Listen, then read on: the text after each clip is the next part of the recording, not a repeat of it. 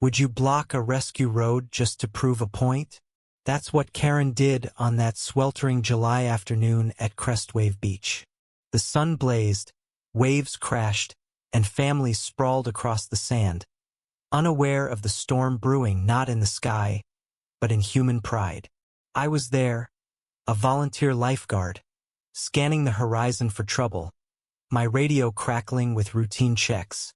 Then Karen, in her oversized sunglasses and self-appointed authority, decided she owned the beach.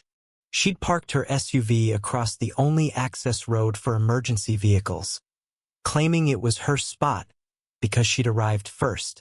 The road, a narrow strip of gravel, was the lifeline for ambulances and rescue boats. I jogged over, politely explaining that the road needed to stay clear. Karen scoffed, arms crossed, her voice dripping with disdain. "I'm not moving. I paid my taxes for this beach." A crowd gathered, murmuring. I radioed for backup, but Karen doubled down, yelling about her rights, her status, her everything. The air thickened with tension as beachgoers whispered their frustration. Minutes ticked by, and the situation escalated. A mother approached, her face pale, clutching her phone. Her son, a teenager, had been caught in a riptide. The rescue team was en route, but Karen's SUV blocked their path. I pleaded with her to move. She laughed, saying, "They'll figure it out." "I'm not budging." The crowd's murmurs turned to shouts. A retired fisherman, Tom, stepped forward, his weathered face furious. He'd seen lives lost to delays like this. "Move your car, lady, or I'll move it myself," he growled. Karen waved him off, calling him a nobody. That's when the twist came. Tom wasn't just a fisherman, was a former Coast Guard officer, and he knew exactly what to do. The radio crackled again. The ambulance was 2 minutes out, but the riptide victim was fading fast. Karen's arrogance held firm, her SUV a barricade to hope. The crowd's anger boiled over. Someone threw a water bottle. Another shouted for the police. I felt helpless, my heart pounding. Then Tom vanished into the crowd, only to return with a megaphone. "Everyone, step back," he bellowed. I followed his gaze to the shore, where a sleek, experimental hovercraft sat, owned by a local engineer who'd been testing it nearby. Tom had called in a favor. With no time to lose, Tom and I sprinted to the hovercraft. The engineer, a quiet man named Lila, was already prepping it. "I saw the whole thing," she said, her eyes blazing.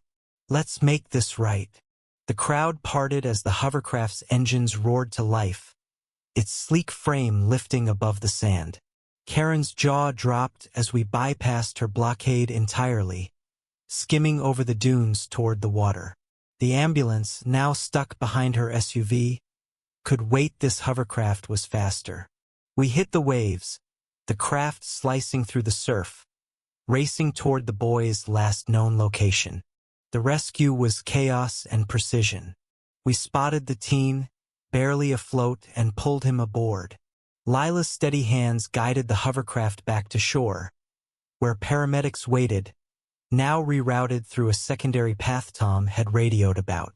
The boy coughed, alive, as the crowd cheered. But Karen, her triumph was short-lived. The police arrived, issuing her a hefty fine for obstructing an emergency route. The crowd's jeers followed her as she finally moved her SUV, her face red with humiliation. Tom, the unassuming hero, just shook his head and walked away, his Coast Guard instincts still sharp. As the sun set, the beach returned to its rhythm, but the story wasn't over. Karen's stunt sparked outrage. Online videos of her defiance went viral, her name synonymous with selfishness. She tried to spin the narrative, claiming she was protecting her rights, but the court of public opinion was merciless. The boy's family thanked us, their gratitude a stark contrast to Karen's hubris. Lila, the engineer, became a local legend, her hovercraft a symbol of ingenuity trumping arrogance. What do you think was Karen's pride worth risking a life? Share your thoughts below. Let's talk about where justice landed in this clash of ego and heroism.